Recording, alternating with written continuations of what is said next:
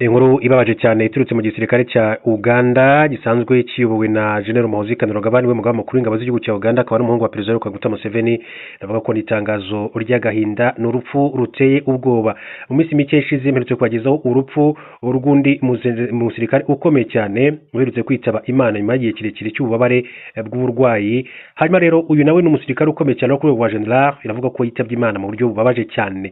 Yapfuye ate, byagenze bite, byose ngiye kubigarukaho muri aya makuru yacu mu buryo burambuye. Gusa mbere gato yuko twinjira nyirizina kuri iyo nkuru yose uko yakabaye, reka mbanze mbabwire ko umunyamakuru mu buryo bw'incamake. Hari amakuru avuga yuko Minisitiri w'Intebe yahagarariye Perezida Paul Kagame mu nama ya Oda Nepade. Nk'uko amakuru avuga kuri kabiri rero hifashishwa ikoranabuhanga, Minisitiri w'Intebe Justin Nsengiyumva yahagarariye Perezida Paul Kagame mu nama 43 y'akanama k'ibihugu na za guverinoma gashinzwe kwiga ku cyerekezo cy'urwego rw'umuryango wa Afurika yunze ubumwe rushinzwe iterambere Oda Nepade. Hanyuma kandi mu makuru mu buryo bw'incamake, hari amakuru avuga yuko umugabo yishe umukobwa we amurashe nyuma y'impaka kuri Donald Trump.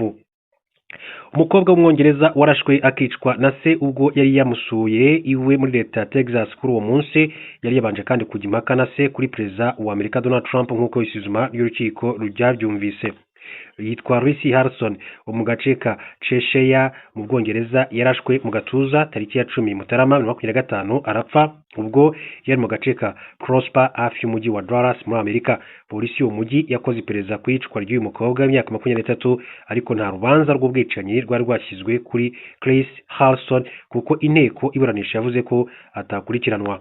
Ukundi kumva gushya ubu kurimo n'urukiko rubavuga ko rw'Cheshire mu Bwongereza.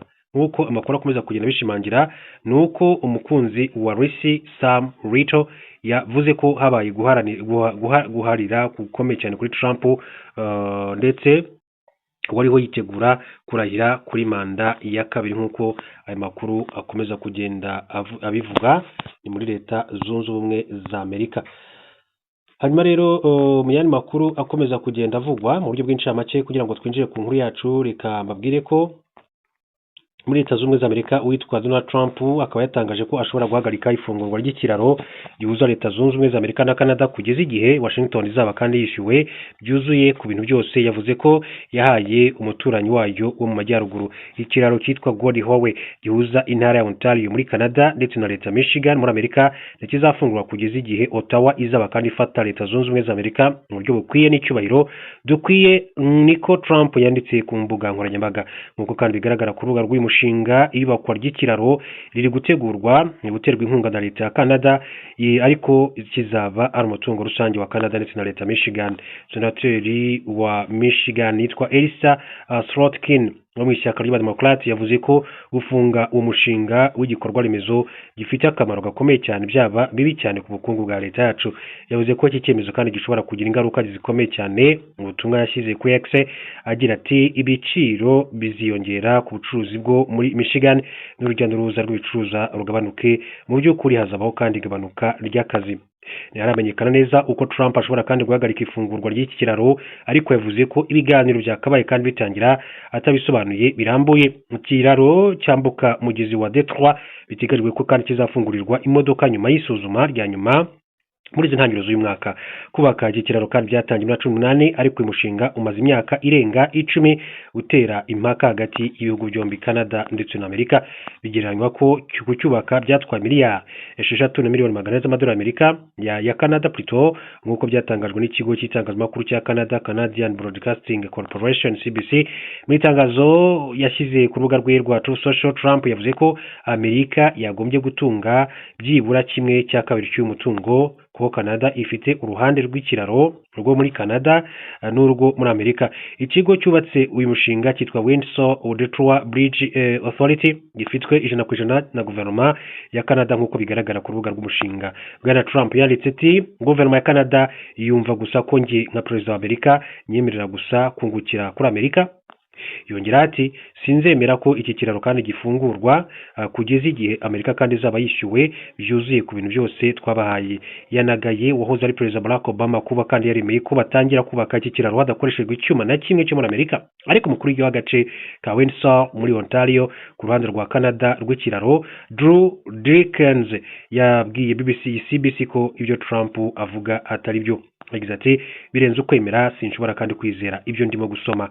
Umuryango wa Mulroney abanyamerika banyiri indi kiraro ati kiri hafi kizwi nka Ambassador Bridge nacyo gihuza Detroit na Canada basabye Trump mu gihe cya manda ye ya mbere guhagarika ibakwa ry'iki kiraro gishya bavuga ko kibangamira kandi uburenganzira bwabo bwonyine bwo gukusanya imisoro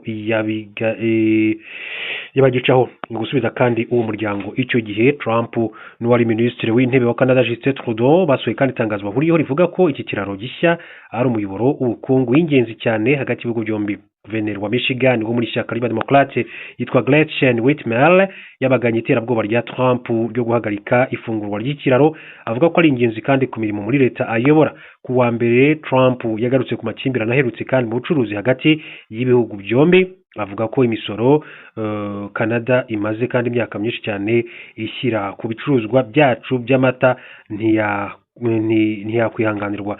Yavuze kandi ko amasezerano y'ubucuruzi Canada yasinye n'Ubushinwa mu kwezi gushize azasenya Canada burundu. Ariko Slotkin yasubije kuri ibi avuga ko impamvu yonyine Canada kandi yari hafi kugira amasezerano y'ubucuruzi n'Ubushinwa ariko Trump yayikubise bikomeye cyane mu gihe cy'umwaka wose. Yongeye ko Canada ari inshuti atari umwanzi kandi asezeranya gukora ibishoboka byose kugira ngo umushinga usubire ku murongo nk'uko bikomeza kugenda bigarukwaho. Ikaze muri amakuru duce mu gihugu cya Uganda rero babwire ko ni inkuru y'akababaro kwa Uganda bose, ni inkuru y'akababaro by'umwihariko kuri General Muhoozi Kainerugaba nyuma yo gutakaza undi musirikare wa kabiri mu gihe rwose kitarenze n'icyumweru. Uganda undi musirikare mukuru yapfuye ajya gushyingura uwari umugaba wungirije w'ingabo zirwanira ku butaka. Major General Deus Sande wari umuyobozi wa division irwanisha imodoka z'intambara ikorera mu gace ka Masaka muri Uganda yapfuye ubwo yari mu rugendo ajya gushyingura mugenzi we. Amakuru yatangajwe n'umuvugizi w'igisirikare cya Uganda Chris Magezi avuga ko Major General Deus Sande yapfuye mu gitondo cyo kuri wa gatatu tariki ya 11 Gashyantare 2026 ahagana saa 9:45. Chris Magezi yakomeje avuga ko Major General Deus Sande yari mu nzira agana mu murwa mukuru Kampala kugira ngo rero yitabire umuhango wo gushyingura Major General Francis Takirwa wari umugaba wungirije w'ingabo zirwanira ku butaka nawe uherutse kwitaba Imana. Yavuze ko ubwo Major General Deus Sande yarageze muri aka gace ka Mpigi yagize ikibazo cyo guhumeka apfa ubwo yageragezaga kandi kumujyana ku bitaro.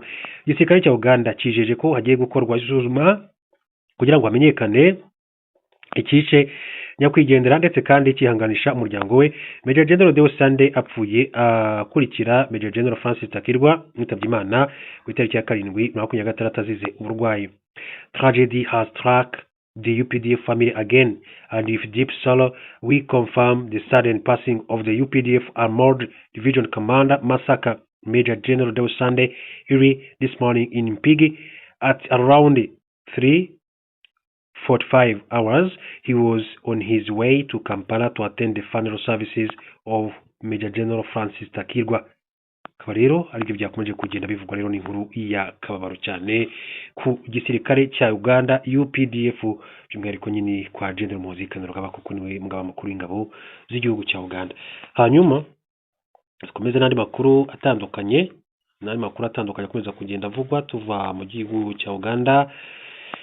Turibarize n'ingingo z'andi makuru kandi zikomeze kugenda zivugwa. Iyi ni inkuru iri kumeje kugarukaho mbabwira ko abadepite bagize ishami rya komisiyo y'inteko ishinga amategeko ya Leta Zunze Ubumwe za Amerika ikurikirana ibibera muri Afurika bibukije ubutegetsi bwa Repubulika ya Demokarasi ya Kongo ko u Rwanda ruzakuraho ingamba z'ubwirinzi mu gihe kandi gahunda yo gusenya umutwe w'iterabwoba FDLR izaba yubahirijwe. Mu kiganiro cyabaye ku itariki ya 10 Gashyantare 2026 Depite Sarah Jacobs yagaragaje ko u Rwanda na RDC byagiranye amasezerano y'amahoro bifashijwemo na Amerika bikemeranya ko FDLR kandi zasenywa u Rwanda rugakuraho ingamba z'ubwirinzi. Ingabo za RDC zikomeje kandi gukorana n'uyu mutwe w'iterabwoba.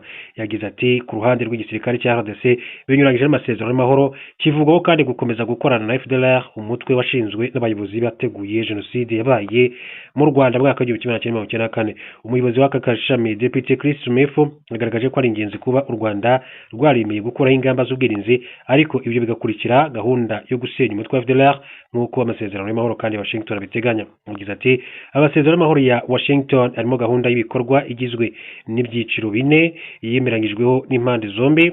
Ibi ni ingenzi ku Rwanda kugira ngo kandi rwemere gusubiza inyuma ingabo zarwo ariko mu gihe gusa RDC yakurikiza gahunda y'impurirane yo gusenya umutwe wa FDLR. Depite Chris Smith yagaragaje ko kubera ko ingengabitekerezo ya jenoside ikwirakwizwa na FDLR ari ikibazo ku mutekano w'u Rwanda n'ibice M23 igenzura iki gihugu kandi n'uyu mutwe bikwiye kandi gufata ingamba zo gukangurira aba barwanyi b'abanyarwanda gukurambika intwaro. Leta y'u Rwanda kandi binyujije muri komisiyo ishinzwe gusezerera no gusubiza mu buzima busanzwe abari basirikare isanzwe ifite gahunda yitwa Isange mu banyu igamije gukangurira abanyarwanda bari mu mitwe itwaje intwaro gutaha bakajya kwifatanya na bagenzi babo kubaka igihugu cy'u Rwanda. Iyi komisiyo ubuyobozi bw'akarere ka Rubavu, inzego z'umutekano, abaturage n'abahoze mu mitwe y'inyeshyamba bikomeje kandi ubundi bukangurambaga busaba abanyarwanda bakiri mu mutwe wa FDLR mu mashyamba ya RDC gutaha. Gushyingwa ku ya gatanu Vice President wa komisiyo Major General Retired Jacques Nziza yasobanuye ko impamvu u Rwanda yibandwaho muri uku bukangurambaga ari uko 70% by'abataha bavuye muri FDLR bakomoka muri akarere ka Rubavu mu ntara y'Uburengerazuba mu Rwanda.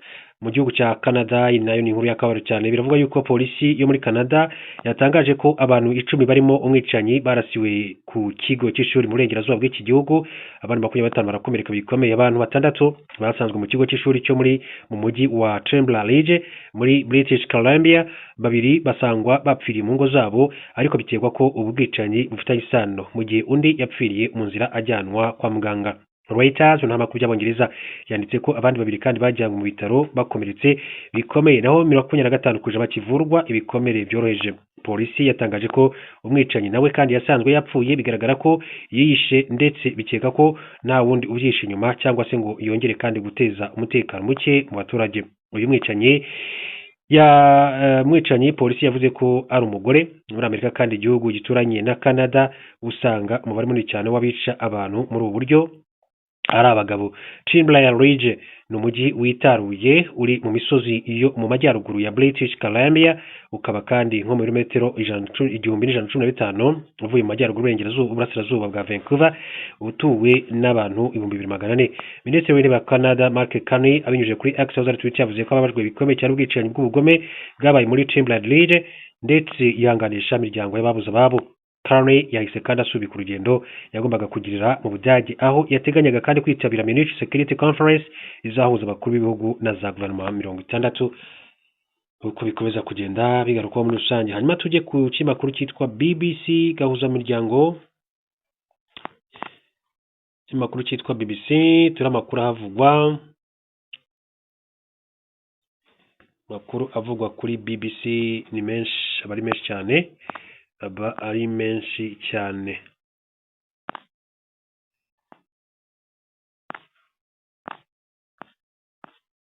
BBC gahuza imiryango bivuga ko mu Rwanda bwa mbere abaganga babaze indwara y'igicuri yari yarananiye imiti. Ibitaro kaminuza bya Kigali CHUK byatangaje ko uyu munsi ku nshuro ya mbere byabaze umurwayi ufite indwara y'igicuri cyari cyarananiye imiti. Ibi bitaro bivuga ko uko kubaga kwakozwe n'ikipe y'abaganga bo mu Rwanda no mu mahanga b'inzobere mu buvuzi bw'indwara zo mu mutwe. Abo baganga bo mu mahanga barimo 6, inzobere 2 mu kubaga indwara zo mu mutwe, abaforomokazi 2 barimo kunonosora iby'indwara zo mu mutwe, inzobere mu bizamini bya radio ndetse n'umukuru w'ishami ry'igicuri. Bavuze ku bitaro bya Der Mar by'i Barcelona muri Espagne bivuga ko ariho bavuye nk'uko ibitaro bikomeza kugenda kandi bigaragaza. CHUK ivuga ko uko kubaga kandi byakozwe muri gahunda y'icyumweru cyo guhugura kubaga igicuri ibayeho bwa mbere mu Rwanda kandi k'abarwayi 8 bazavurwa muri ayo mahugurwa. Ubwo kubaga kose kurajyana no guhugura bigamije kandi gusangira ubumenyi mu gufasha inzobere zo mu Rwanda n'abaganga bo mu gihugu nk'uko CHUK bivuga. Ibitaro bya Der Mar bivuga ko urugendo rwa ziriya inzobere rwatewe inkunga na Leta y'u Rwanda rukomeje gufasha iki gihugu guhugura abaganga bo mu Rwanda kubaga indwara y'igicuri. Kugeza ubu u Rwanda nta muganga w'inzobere mu kubaga igicuri u Rwanda rufite. Igicuri cyangwa se intandara mu Kirundi ni indwara ifitanye isano n'ubwonko, kenshi ituma uyirwaye yitura hasi akagagara. Ni indwara iteye ubwoba ivugwaho byinshi bitari byo gusa, ni indwara kenshi ivurwa igakira. Epilepsy cyangwa se igicuri biva ku ijambo ry'ikigereki epilambanium risobanuye guterwa bitunguranye, ishobora kandi kuvurwa igakira bitewe n'ubwonko bwayo n'icyiciro igezeho. Iyo yafashe umuntu kandi akagagara, iyo mimerere umuntu ashobora kandi kuyimaramo iminota itarenze 5 nk'uko urubuga rwa Epilepsy Foundation bikomeza kugenda bisobanura. Abashakashatsi bibaza ko ibyo biterwa n'uko ingirabuzima ifatizo z'ubwonko ziba zihererekanya amakuru ku muvuduko udasanzwe. Gusa kugeza ubu igitera igicuri ntabwo kizwi mu buryo budasubirwaho. Abarwayi b'igicuri kenshi bahabwa imiti igabanya inshuro gifata umuntu ndetse no kugabanya kumuzahaza mu gihe cyamufashe. Ni imiti izwi nka anticonvulsivants cyangwa se anticonvulsants. Hanyuma iyo miti ifatwa buri munsi mu gihe kigufi cyangwa se mu gihe kirekire, igashobora kandi gukiza igicuri burundu kuri bamwe, ariko ku bandi ntigikire neza nk'uko abaganga babivuga. CHK ntiyatangaje amakuru arambuye ku murwayi wabazwe kuri uyu wa mbere n'uko amerewe nyuma yo kubagwa kugeza magingo aya ngaya. Reka rero mbashimire, mbifurize kugira ibihe byiza. Kandi ndaza kubabwira uwitwa King Charles, umwami wa gatatu, umwami w'igihugu cy'Ubwongereza, hamwe n'andi makuru menshi atandukanye akomeje kugenda avugwa. Mbere gato ariko reka mbanze mbagezeho inshamake y'amakuru y'ingenzi akomeye cyane mu buryo bwihuse, hanyuma tubone kugaruka ku makuru yacu y'ingenzi kuri Madame Ingabire Victoire Umuhoza ndetse na Ministre Dr Justin Nsengiyumva, akaba ari Minisitiri w'Intebe w'igihugu cy'u Rwanda. Kwihuse reka duhere kuri aya makuru mu buryo bw'inshamake nk'uko mbivuze. Mbabwire ko mu gihugu cya Repubulika Demokarasi ya Kongo, igihugu cyacu kiyobowe n'injiji ziri Kinshasa. Uyu ni General Makenga, umugaba mukuru w'abarwanyi b'ihuriro rya FC 23 rirwanya ubutegetsi bwa Repubulika Demokarasi ya Kongo. General Major Sultan Makenga yatangaje ko iki gihugu kiyoborwa n'abantu binjije, bityo ko kigomba kandi kubohorwa. Ubutumwa yabuhaye abarwanyi bashya 2532 aba mama 23 bari bamaze kandi gibatorezwa mu kigo cya gisirikare cya Canzo Teritwari ya Rucuru mu ntara ya Kivu y'Amajyaruguru tariki ya 8 Gashyantare 2026. Yagize ati igihugu cyacu kiyobowe n'injiji ziri Kinshasa zafashe igihugu bugwate, zishe igihugu ibintu byose kandi zarabisenye, zishe abaturage, leta yica abaturage bayo abanyekongo. Ati bahungiye mu mahanga, abandi kandi bahungiye imbere mu gihugu. General Major Sultan Makenga asobanuye ko abarwanyi ba mama 23 bafashe intwaro kugira ngo bahagarike ibitagenda neza byose mu gihugu. Amenyesha abarangije imyitozo ko ariyo mpamvu rero nyamukuru igiye gutuma rero basanga bagenzi babo ku rugamba. Bamenyesheje ko bafite inshingano yo kurwanira ubucyura impunzi z'abanyekongo, zaba iziri mu mahanga n'iziri imbere muri Repubulika Demokarasi ya Kongo, hanyuma kandi bakongera kubaka igihugu gifite igisirikare cyiza gifite abaturage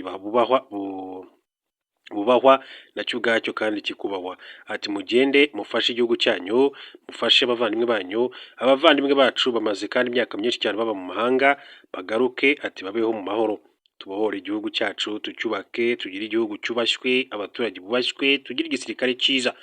Alliance Fleuve Congo M23 kandi yasobanuye ko abarwanyi bahawe imyitozo bakomando nka bagenzi babo barenga ibihumbi bigera kuri byinshi binje muri huriro muri Nzeri ndetse no kwakira 25. Ubumenyi bagaragaje kandi harimo ubwo kurwanisha ingingo z'umubiri. Amakuru yacu kandi mu buryo bw'inshamake reka nihuse cyane mbabwire ko igikomangoma cyangwa se umwami Charles wa gatatu yavuze kuri Andrew bavukana, wavuzweho kandi gukorana na Jeffrey Epstein. Umwami w'Ubwongereza Charles wa gatatu yavuze ko umuryango witeguye gukorana n'inzego z'umutekano aho bikenewe ku bibazo by'umuvandimwe we yitwa Andrew Mountbatten Windsor wagaragaye muri dosiye za Jeffrey Epstein. Ibi ni byatangajwe n'ingoro ye Buckingham Palace tariki ya 9 Gashyantare 2026. Urwego rw'ubutabera rwa Leta Zunze Ubumwe za Amerika ruherutse gushyira hanze inyandiko, amafoto n'amashusho bibarirwa muri za miliyoni bikubiye muri dosiye ya Jeffrey Epstein. Jeffrey Epstein yari umunyemari ukomeye cyane watawe muri 2019 akurikiranyweho ibyaha bikomeye cyane birimo gucuruza abana bato hagambiriwe kandi kubashora mu busambanyi. Epstein yapfiriye muri gereza nyuma y'ukwezi bivugwa ko yahuye, gusa benshi baracyemeza ko yishwe kugira ngo atagira amabanga amuvamo akandagaza bamwe mu bayobozi bakomeye cyane ku isi. Byageze aho abantu kandi bigaragambya kugira ngo leta y'Amerika ishyire hanze ibikubiye muri izo dosiye, ibyaje gutorwa n'inteko ishinga amategeko y'Amerika. Izo dosiye zigashyirwa hanze ku itariki 30 Mutarama 2026. Izo nyandiko zijya hanze ahagaragayemo na Andrew Mountbatten Windsor zigaragaza ko yigeze kandi kwandikirana na Jeffrey Epstein amuha amakuru ku bihugu yagiye asura na Vietnam ndetse na Singapore. Hagaragaramo kandi amafoto ye apfukamye hejuru y'abakobwa 4 bahishwe mu maso kubw'umutekano wabo. Umwami Charles wa gatatu yagaragaje ko umuvandimwe we akwiye gukurikirana iby'iki kirego, ndetse ko umuryango w'ibwami wose witeguye gukora n'inzego z'umutekano aho uzakenerwa. Ati mu gihe hari ibirego birimo Mountbatten Windsor ati bikeneye gukemuka, polisi yo mu gace ka Thames Valley aho Mountbatten Windsor Andrew atuye ntitwigera twiteguye kuyifasha nk'uko twabivuze na mbere, twifatanyije ndetse tuzakomeza kandi kwifatanya n'abagizweho ingaruka. Icyatumye ibyagaragaye kandi muri izo dosiye byongera kandi kugarukwaho cyane ni uko Mountbatten Windsor atari ubwa mbere ashinjwe guhotera umwana, kuko muri 2021 umukobwa witwa Virginia Giuffre yamureze avuga ko yamusambanyije ubwo yari akiri umwana bahujwe n'abakozi ba Epstein. Ni ikirego kitavuzweho rumwe ariko cyasize Mountbatten Windsor yambuwe impeta ze za gisirikare yari afite mu gisirikare kirwanira mu mazi, ndetse no mu Gushyingo 2025 yamburwa ikamba ry'igikomangoma. Mbere gato yuko tujya ku itangazo riturutse mu biro bya Minisitiri w'Intebe, reka kandi mbabwire ko umunyamakuru akomeje kugenda avugwa. Sosiyete z'indege zahagaritse ingendo zijya muri Cuba. Sosiyete zikomeye z'indege zo muri Canada zahagaritse ingendo zazo mu gihugu cya Cuba nyuma yuko bitangarijwe ko iki gihugu cyo mu birwa bya Caraïbe kiri gushirirwa n'amavuta y'indege. Ibura ry'amavuta riteganyijwe kubaho kuva ku itariki ya 10 Gashyantare kugeza tariki ya 11 Werurwe 2026. Bivuga ko ryatewe n'uko Leta Zunze Ubumwe za Amerika ziri gukumira amavuta ava muri Venezuela kandi ariho hambere Cuba iyakura. Air Canada yatangaje ko biza kugurana ko hari amavuta kandi yaboneka ku bibuga by'indege muri Cuba guhera kuri uyu wa kabiri. Iyi sosiyete yatangiye kandi kohereza indege zifite amavuta ahagije zitarimo abantu kugira ngo rero icyure abakozi bayo bagera mu bihumbi 3. Sosiyete ya Air Transat yo yahise kandi hagarika burundu ibikorwa byayo byose muri iki gihugu kugera mu mpera za Mata uyu mwaka. Yitwa WestJet yo iri kugenda igabanya ibikorwa byayo gahoro gahoro. Iri bura ry'amavuta ryatumye kandi sosiyete zo muri Canada zihagarika ibikorwa byazo muri Cuba gusa, kuko nizo mu bindi bihugu kandi zatangiye gutekereza ku bundi buryo bwo gukomeza gukora. Sosiyete ya Air Europa yo muri Espagne yo yavuze ko indege zayo zizajya zihagarara ku kibuga cy'indege muri Repubulika ya Dominican kugira ngo rero zongererwe amavuta mu ngendo ziva i Madrid zerekeza i Havana mu gihugu cya Cuba. Ubukungu bukomeje kandi guhura n'ibibazo bikomeye cyane muri Cuba bitewe n'ibihano Amerika kandi yashyiriyeho iki gihugu mu kuboza umwaka ushize. Yakumiriye utugunguru tw'amavuta y'indege 80 twagombaga kandi kuva muri Venezuela twerekeza muri iki igihugu cya Cuba. Murabizi ko mu minsi mike yatambutse witwa Perezida Donald Trump yaje gufata witwa Nicolas Maduro, uyu ni perezida w'igihugu cya Venezuela, yaje kumuta muri yombi ndetse n'umugore we Celia Flores, bose bakaba bari i New York muri Leta Zunze Ubumwe za Amerika, ndetse batangiye no kugezwa imbere y'ubucamanza.